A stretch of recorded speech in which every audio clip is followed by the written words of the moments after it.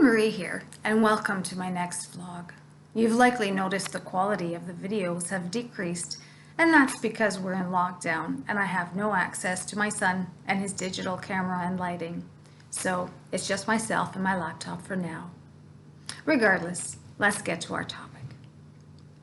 Therapy is a space where you can express yourself to a professional whose role is to help you to come to terms with and sometimes even change how you see yourself and the world around you. Therapy can be as profound as changes linked to your identity, or as a simpler way to assist your personal adaptations to life's challenges.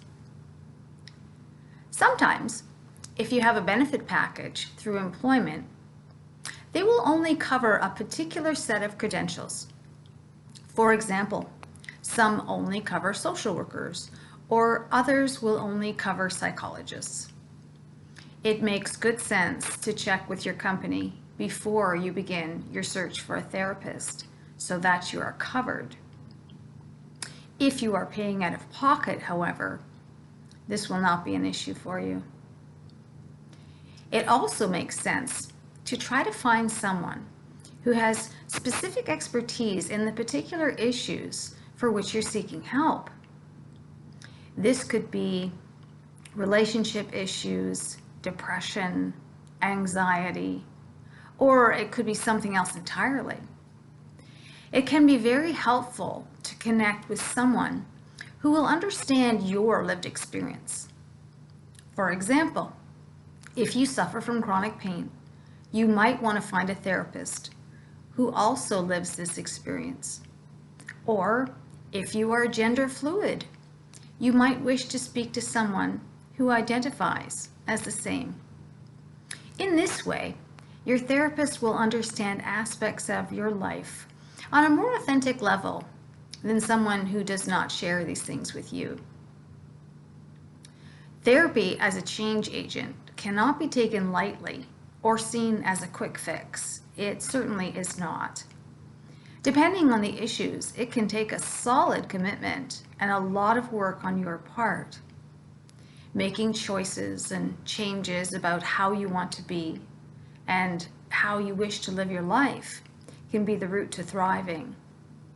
Rather than a quick fix, therapy can be seen as your own personal journey where you work towards a life with meaning and purpose. You can see your therapist as the guide along the path, but it is still you that has to take the steps on that path. There is no shortcut. The rise in integrative therapy, which means the use of different therapeutic skills and tools, has been shown by research that, broadly speaking, the outcomes of client progress are pretty similar. So what remains the key to the best outcome for you is the relationship between you and your therapist. A successful therapeutic relationship is based on the ability of both to understand, to trust, and communicate openly with one another. In other words, you want to feel as if your therapist is a good fit for you. The focus of therapy has a large range from self-awareness and catharsis to behavioral change and personal growth. So consider what you want and how your therapist is trained. You might be tempted to choose your therapist due to location and cost.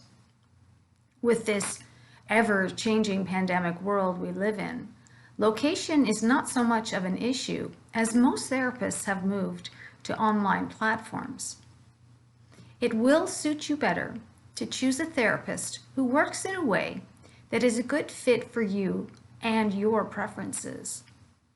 Typically, good therapists are open, flexible to your needs, and also actively involved in their own personal training and growth.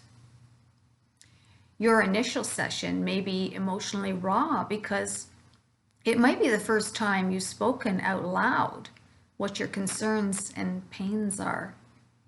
Also, first sessions can feel a little formal as your therapist will be asking you many questions to begin to build your history. Try to begin with an open mind and give yourself time and space to adjust to how you are feeling afterward. Realize your therapist is not there to try to fix your problems for you, but rather to help you on your own journey to find your own ways to live that are helpful and meaningful to you.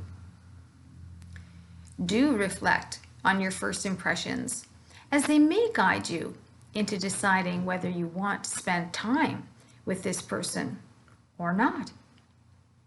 If it doesn't feel right, you can always let them know your misgivings and explore this as a learning opportunity.